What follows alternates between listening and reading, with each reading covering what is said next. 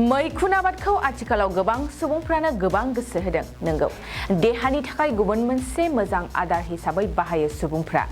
दिनै बे नोजोरजों मैखुन आबाद मावनायनि सायाव खुंदों मोनसे फोरोंथाय मावबादा बिटिआर सरकारनि बिथोन बायदि बड'लेण्ड माशरुम्स मिशननि गेजेरजों गुबुन गुबुन जायगायाव फोरोंथाय होनायखौ नुनो मोनबोदों दिनै क'क्राझार सहरनि सोनाब फारसे थानाय बनरगावनि थान्दै गेवलां मेल नब्लाङाव सानसेनि थाखाय मैखुन आबाद मावनायनि सायाव फोरोंथाय होनाय मावबादा खुंदों बड'लेण्ड माशरुम मिशननि टेक्निकेल एक्सपार्ट डक्टर राजु आलिया मावबादायाव बाहागो लानानै मैखुन आबाद मावनो मोजां मोनग्रा रायजो राजाफोरनो मैखुननि सायाव फोरोंथाय होयो बे मावबादायावनो मिरु इउपिपिएलनि लोगो आफादगिरि बिना गयारी आरो दतमा ब्लकनि टिसिएलसिसिनि मासिगिरि रबिराम ब्रह्मआ बाहागो लादों दिनै बनरगाव ब्लकनि सिङाव जे जोंहा मोनसे कमिटि हल दं बनरगाव कमिटि हलाव जोंनि बिटिआर सरकारनिफ्राय माशरुमनि ट्रेनिं जे जोंहा बयबो जायफोरा आबाद मावनानै जाग्रा आबादारिफोर बा जायफोरा बिदिनो अमा फिनानै जाग्रा अमा फिसिग्राफोर गोसो गोनां आरो बिदिनो हेन्डलुमनि जि दानानै जायफ्रा न'खर सोलिनो हायो बा न'खर सोलियो बिथांमोनाबो हेन्डलुम मिशन आरो पिक मिशन बिदिनो माशरुमनि मिशन बेखौ जोङो बिटिआर सरकारा हाबाफारि लाबाय थादों थिग बिदिनो दिनै बनरगावआव ट्रेनिं सोलिबाय थादों दायो माशरुमनिफ्राय जोंहा सासे ट्रेनिं होग्रा जाय मामोन बिथाङा डक्टर सासे दंफैयो बिथाङा ट्रेनिं होगासिनो दङ आं दिनै नैबे रादाबनि गेजेरजों बयनिसिमबो खावलायो रायजो राजा आइ आफा नोंथांमोन जे जेरैबायदि बिटिआर सरकारा खोथा होबोदोंमोन गोदो जे बयबो न'खर न'खर मावनानै बा जब माने खामानि मावनाय बे हाबाफारिखौ होनाय जागोन बयनोबो होननानै जेरैबायदि थांखि लाबोदोंमोन थिग बिदिनो दिनै बयखौबो हाबा मावनानै जानायनि आदब खायदाफोरखौ जेरावबो ट्रेनिं होनाय जादों हेन्डलुमनि ट्रेनिं होनाय जादों पिक मिशननि ट्रेनिं होनाय जादों बिदिनो गोबां ट्रेनिं होनाय जे जोंहा माखासे इयुथफोरखौ लानानैबो जे थालिर गायनाय गय गायनाय लेबु गायनाय गोबां खेथि आबाद बेफोरखौ लानानै बयखौबो जाहाथे लाइमोनफोरा बेखार जाया बेनि थाखाय गावनि आथिङाव गसंथानो थाखाय नैबे सुबिदाखौ होनाय जादों जायफोरा थालिर गायगोन बिथांमोननिबो फुलि सुलि होनाय जागोन बिदिनो गोबां हाबाफारि लादों दा बेखायनो जाहाथे बेखार थाया रायजो राजा आइ आफानिसिम मिथिहोबाय जाहाथे बयबो बेयाव बे हाबाफारियाव बाहागो लायो दिनै गुबुन गुबुन दोलोनि मानसिफ्रा बुंनो नागिरदों जे बिटिआर सरकारा जेबो मावाखै होननानै नाथाय रायजो राजा आइ आफाया एसे गोसो होनानै नायबानो नुगोन जे जोङो रायजो हौवा भाबै जोङो बयनोबो खामानि मावगासिनो दङ जे जोंहा स्कुल कलेज बेफोरखौ बानायगासिनो दङ आरो गोबां बिदिनो 50 सुपार 50 बे जे जोंहा डक्टर इन्जिनियार फरायनाय बा आइएएस आइपिएस फरायनायनि कचिं लानाय बेफोरबायदि हाबाफारिखौबो लाबाय थादों मानगोनां जोंहा बिटिआरनि चिफ प्रमद बर' बिथांनि दैदेननायाव दिनै गोबां लाइमोनफोरा गावनि आथिङाव गसंथानानै थानो हानाय बे हाबाफारिखौ मोननो हादों बा बे सुबिदाखौ मोननो हादों बेखायनो रायजो राजा आइ आफाखौ आङो खावलायो जे नोंथांमोनहा बै 17 बोसोराव बेफोरखौ जायफोरखौ मोननो हायाखैमोन दिनै मोननो हागोन गोबां जोंनि गथ'फोरा जे जायफोरा प्राइभेट मास्टार मावनानै दंमोन बिथांमोनाबो बिना फैसायैनो गोबां साख्रि मोनबाय 2000निबो बारा बेसेन नाङै बा थाइसेबो घुस होआलासिनो बिथांमोना साख्रिबो मोननो हाबाय नैबे जोंनि बिटिआर सरकारनि आमोलाव जे गोदोहाय 20 लाख 25 लाख थाखा होआबानो 4th ग्रेड 3rd ग्रेडखौ मोननो थाङाखैमोन आरो मोनसे सरकारनिफ्राय फोसावनाय जाबावदों जे जायफोरा सिगाङाव बिटिसिआव 3rd ग्रेड 4th ग्रेड जे साख्रि मावदोंमोन बिथांमोनखौ 30 थारिखआव आरोबाव मोगा मोगि लानाय जागोन होननानै सरकारा फोसावदों बेयाव माने जों गोबां नुनो मोनदों जे जायफोरा साख्रि मावदोंमोन बिथांमोनहा थाखा फैसा होनानैनो हाबनाय जों बेफोरखौबो नुनो मोनदों दा बेयाव बिथांमोनहा माबायदि सोंनाय फिननायाव बाहागो लागोन आं मिजिंथियो जाहाथे साफ्रोमबो बेयाव मोगा मोगियाव पास जानानै बयबो गावनो गाव साख्रिखौ मावफिननो मोनो बा बयबो मावनानै मोनजाफिनो आं बेखौ लुबैदों मानो होनबा गोबाव सम जाबाय बिथांमोनहा गावसोरखौ बावसोमनानै बा साख्रि मावगासिनो फिक्स पेआवनो साख्रि मावदों सोरबा आइजोफोरबो दं गोबां आइजोफोर दङ न'खर खुंदों बेजोंनो बेखायनो आं बेखिनिखौ आसा खालामदों आरो आङो बुंनो नागिरदों जे बैग्यानिक मुगायाव जे जोंहा नैबे कम्पिउटार जुग जालांबाय जों गोदोनि बायदि जाबा जुबा मावनानै जाबा जानाय नङा दा जे बयबो बैग्यानिकजोंनो खारनानै गोबां माने आबाद खेथियावबो माखासे बुस्थु बाहायनानै जों जे आबादखौ बांसिन मोननो हायो जेरैबायदि अमा आरि फिसिनायावबो जोङो गोबां 6 मासावनो 2 मन 3 मन अमा मासे फाननो हायो थिग बिदि ट्रेनिंफोरखौ जाहाथे लायो आं बेफोरखिनिखौ खावलायबाय आरो जि दानायफोरावबो जाहाथे जोङो आइजोफ्रा जि दानायाव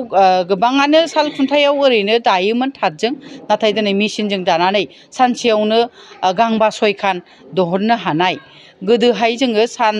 दख'ना गांसेखौ सानबा 6 दिन नांगौमोन गांसे दख'ना दिहुननो नाथाय दिनै सानसेयावनो 10 खान 20 खान दिहुननो हानायबो जोंहा मेसिनफोर फैबाय बिटिआर सरकारा दिनै बेखौबो जेकेट मेसिनखौ रानै होदों क्लास्टारफोराव होनाय जादों अबावबा उइभिंफोराव बिदिनो हेफाजाब होनाय जादों मेसिनफोर बायनानै आरो इन्डिभिजुवेलबो गोबां ट्रेनिं गोनां आइजोफोरनो होनाय जादों बेखायनो आं खावलायो जायफोरा ट्रेनिं लायाखै ट्रेनिं लानांगौ ट्रेनिं लानानै जाहाथे नैबे सरकारनि होनायफोरखौ जाहाथे बयबो मोननो हायो लानो हायो आं बेखायनो बयखौबो खावलायबाय हेफाजाब होगोन न' बानायनाय जेनेबा जिगाब हास'नो थाखाय मेसिन नैबेफोरखौ सरकारा होगोन बेखौ जोंनिसिम मिथिहोदों आरो जाय बिथांमोना ट्रेनिं होगासिनो दं बिथांमोनाबो डिक्लेयार खालामलांगोन आरो आङो रायजोनोबो फोसावबाय जे जायफोरा मावबाय थागोन ओरैनो दिनै सोलोंनानै थांनानै थानायफोरनो होनाय जानाय नङा जायफ्रा प्रेक्टिकेल माने खामानि मावगोन मावनानै देखायगोन बिथांमोनहा मोननो हागोन आरो ओरैनो फैनानै थांबाय दिनै ट्रेनिं लानानै थांबाय बिथांमोनहा जेबो हाबाफारियाव बाहागो लायासै बा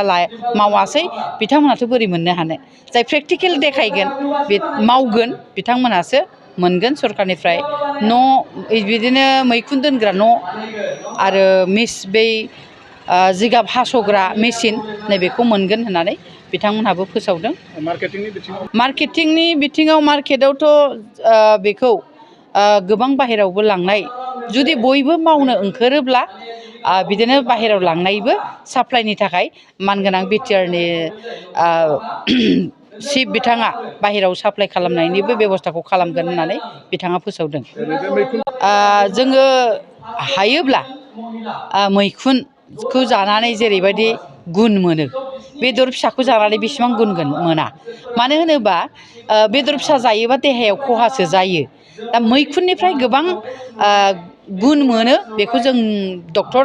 बिथांनिफ्रायनो जों मिथिदों जे बिथाङा बुंदों जे मैखुनखौ जाय बिथाङा जाबाय थायो बे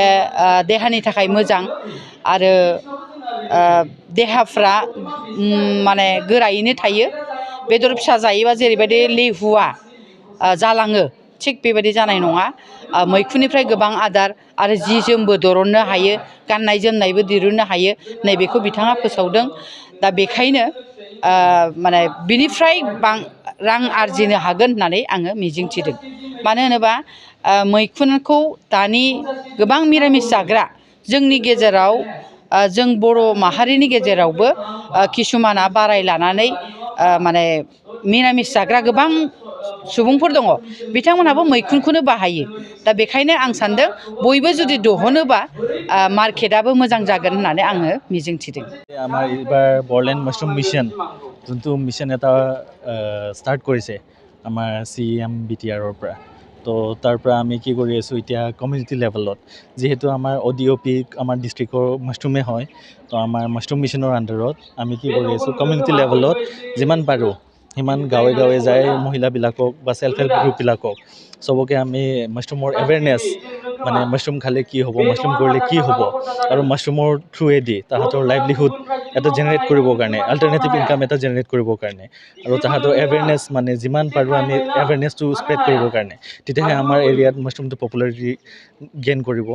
আৰু সেনেকৈ কৰি আমাৰ যিমান মহিলা আছে তাহাঁতে মানে এটা আল্টাৰনেটিভ ইনকামটো পাই যাব বুলি আমি ভাবি আছোঁ তাৰ কাৰণে আমি এতিয়া বেছিক মাছৰুম মিছনৰ আণ্ডাৰত এতিয়া খালি বেছিক মাছৰুমখিনি ষ্টাৰ্ট কৰিছোঁ লাহে লাহে আমি যিমান পাৰোঁ সিমান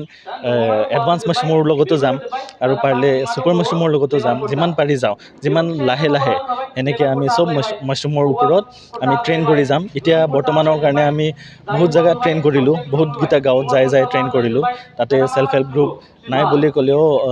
200টামান ছেল্ফ হেল্প গ্ৰুপে এটেণ্ড কৰিছে তাতে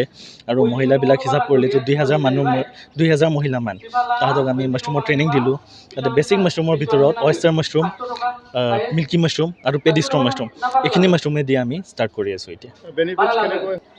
মাছৰুমটো যদি আপুনি ৰেগুলাৰলি খায় তাতে হেল্থ বেনিফিটছ আছে বহুত যেনেকৈ আপোনাৰ ভাইৰাছৰ বেমাৰ কম হ'ব এণ্টিভাইৰেল প্ৰপাৰ্টি থাকে মাছৰুমত আৰু আমাৰ যোনবিলাক বাচ্চা সৰু বাচ্চাবিলাক তাহাঁতে আমাৰ কি হয় গাঁৱত বেছিভাগ মানুহে বেলেঞ্চ ডায়েটটো গম নাপায় মানে খালি ভাত খুৱাম আমি বা কিবা এটা বস্তু খুৱাম এনেকৈ মানে বেলেঞ্চ ডায়েটটো আমি মেইনটেইন নকৰোঁ সৰু বাচ্চাৰ কাৰণে তো মাছৰুম হ'লে এটা কি হয় কমপ্লিট ফুড হয় সেইটো তাতে আপোনাৰ মিনাৰেলছ মাইক্ৰ'নিউট্ৰিয়েণ্টছ ভিটামিনছ প্ৰ'টিন কাৰ্বহাইড্ৰেট চবখিনি তাতে মাছৰুমতে পাই যায় তো সেনেকৈ হ'লে তাহাঁতৰ প্ৰ'টিন যোনটো ডিফিচিয়েঞ্চি থাকে সৰু বাচ্চাবিলাকৰ সেইখিনি গেপটো নোহোৱা হৈ যাব এইটো লাহে লাহে আমি যেতিয়া এৱেৰনেছটো বঢ়াই যাম তাহাঁতে কি কৰিব পাৰে প্ৰডাকশ্যনটো বেছি হ'লে তেতিয়া কি কৰিব পাৰে মাছৰুমটো ড্ৰাই কৰিব পাৰে ড্ৰাই কৰি তাহাঁতে ফুড প্ৰচেছিঙত যাব পাৰে সেইটো আমাৰ বৰলেণ্ড মাছৰুমৰ মিছনৰ আণ্ডাৰত পিছত আমি যেতিয়া লাহে লাহে মানুহ এৱেৰনেছটো বাঢ়ি যাব বা প্ৰডাকশ্যন বেছি হৈ যাব তেতিয়া আমি লাহে লাহে ফুড প্ৰচেছিঙৰ ট্ৰেইনিংটো দিয়া ষ্টাৰ্ট কৰিম প্ৰডাক্টটো এনেকৈ মানে যেতিয়া প্ৰডাক্টটো ভালকৈ ডিজাইন কৰিব বা প্ৰডাক্টৰ প্ৰেজেণ্টেশ্যনটো ভালকৈ হৈ যাব তেতিয়া মানে মাৰ্কেটতে চলি যাব যেতিয়া মানুহে এৱেৰনেছ যেতিয়া যেনেকৈ আমি এতিয়া গাঁৱে গাঁৱে যাই ট্ৰেইনিং দি আছোঁ তাতেতো মানুহে গম পাই আছে মাছৰুমৰ হেল্থ বেনিফিটছটো কি আছে তো সেনেকৈ যিমান বেছি মানুহ গম পাই যাব সেইটো হিচাপত মানুহে যেতিয়া এৱেৰনেছটো বাঢ়ি যাব তেতিয়া মানুহে প্ৰডাক্টটো নিজেই লোৱা ষ্টাৰ্ট কৰিব তো সেইকাৰণে আমি পিছত লাহে লাহে তাহাঁতক ফুড প্ৰডাক্টৰ মানে ফুড প্ৰচেছিঙৰ কি কৰিব লাগে সেইটো মিছনৰ আণ্ডাৰৰ পৰা সেনেকৈ আমি ট্ৰেইনিং দি যাম দি যায় তাহাঁতে তেতিয়া তাহাঁতৰ প্ৰডাক্টটো মাৰ্কেটত ওলাব পাৰিব মানে আজিকালি কি হয় আমাৰ বেছিভাগতো আমি গভৰ্ণমেণ্ট জবৰ পিছে কিবা কৰি থাকোঁ তো মাছৰুম এটা মানে ইজি ৱে হয় তাতে আমাৰ বেছি খাটনিও নালাগে খৰচাও বেছি নালাগে আমি 30 টকাৰ পৰা মাছৰুমৰ প্ৰডাকশ্যনটো ষ্টাৰ্ট কৰিব পাৰোঁ এইটো 30 টকাৰ পৰা ষ্টাৰ্ট কৰিলে আপুনি 4 মাহৰ ভিতৰত আপুনি লাভটোৱে 60,000 কৰিব পাৰে তো আমি সেইটো ইউথকো মানে এৱেৰনেছ কৰি দিম মানে যিমান মাছৰুমৰ হেল্থ বেনিফিটছটোও আছে মাৰ্কেটিং এভিনিউজটোও আছে আৰু কৰাটোও বেছি কষ্ট নহয় তো সেইবিলাক আমি ভালকৈ ট্ৰেইনিং দিয়াৰ পিছত এৱেৰনেছটো যিমান ক্ৰিয়েট কৰিব পাৰোঁ সিমান কৰি দিম তাৰপিছত তেতিয়া মানে ইউথবিলাকে খালি গভৰ্ণমেণ্ট জবৰ পিছে কিবা নকৰি মানে নিজৰ এটা এভিনিউ নিজৰ এটা এণ্টাৰপ্ৰিনাৰশ্বিপৰ ষ্টাৰ্টআপ এটা তাহাঁতে ষ্টাৰ্ট কৰিব পাৰে মাছৰুমটোক লৈ जोबोद मोजां खोथा दिनैहाय बनगाव ब्लकनि सिङावहाय बड'लेण्ड मासरुम मिशन बेखौ लानानै मोनसे ट्रेनिं लादों ट्रेनिङाव 500निबो बारा जोंनि आइजो आरो हौवाफोरबो दं बेहाय बाहागो लादों आं सान्दों जे मोनसे जोंहा बिटिआरनि चिफ प्रमद बर'नि भिजन बियो बे भिजन मथे बे हाबाफारिखौ लादों दिनैहाय मासरुम मैखुननि मोनसे ट्रेनिं मैखुननिल' जायाखै बेहाय अमानि ट्रेनिं जादों मालाबा दाउनि ट्रेनिं जादों बायदि ट्रेनिं जादों आं सानो बे मैखुना ओरैबायदि आथिखालाव बिराद मोनसे भेलुबल मोनसे प्रडाक्ट बियो आरो बियो देहानिबो थाखाय मोजां आरो बेखौ प्रडाक्ट खालामोब्ला मार्केटआव जाबादि नुयो बिनि डिमान्डआ बिराद बारा जाबाय थादों दा बेखौ नुनानै बिटिआर गभर्नमेन्टआ स्पेसियेलि बेखौ गोसो होदों बेखायनो बेखौ जुदि प्रडाक्ट खालामोब्ला आङो सानो देहाबो मोजां जागोन प्लास बेफार खालामनायावबो बिजनेसावबो बेहाय लाब गोनां जागोन दा गोबां मानसियानो लासै बेनि एवारनेसखौ मोननानै दिनैहाय मोदोम दुंदों आरो मोदोम दुंलायल' नङा जोङो गावनि थांनानै थानायाव मोनसे लामा फैगोन होननानै आं सानो मालाबा बिर'धि दलनिफ्राय नैबे बाथ्राखौ एसे मिसलिड खालामो जे प्रमद बर'आ वान भट वान जब होनदोंमोन नाथाय होनो हायाखिसै नाथाय वान जबनि मिनिंखौ माने बिथांमोनहा बुजियाखै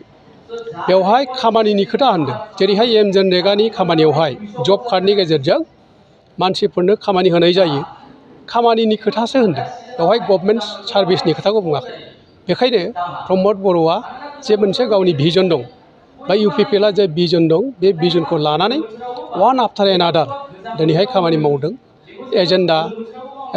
मथेनो खामानि मावदों दा बेबो दिनैनि जे ट्रेनिं मैखुननि ट्रेनिं बेबो मोनसे दा बेनि गेजेरजों उपकार जागोन होननानै आं सानो बरपेटा रडनि मुरि बाजारनि बरपेटा पुलिस थानानि खोलाहा थानाय दावला हटेलनि साखाथियाव गोदानै R&D मेडिकेल मुंनि गोदानै गंसे देहा फाहामसालि खुलिदों। बे देहा फाहामसालियाव गोबां बेमारफोरखौ नायनाय जागोन जेरैहाय डायबिटिस लोमजानाय साजानाय आथिं आखाइ मोदोमाव सानाय सुनाय भां गान्जा डेन्ड्राइट ड्राग्स बायदि फेग्रा मुवा लानाय फेग्रा मुवा मोनाब्ला हमथानो हायै जानाय बायदि बायदि गोबां बेमारफोरखौ बे देहा फाहामसालियाव फाहामथाय होनाय जागोन। बे देहा फाहामसालियाव फाहामथाय होनो थाखाय गुवाहाटीनिफ्राय मोजां डक्टर फैगोन आरो बेयाव मुलिफोरखौ खम बेसेनावनो मोननो हागोन। R&D मेडिकेलाव फाहामथाय लाफैनो थाखाय गाहायनि जानबुं नाम्बाराव जगाजग खालामनो हागोन। जानबुं नाम्बारा जाबाय 8099 480 118।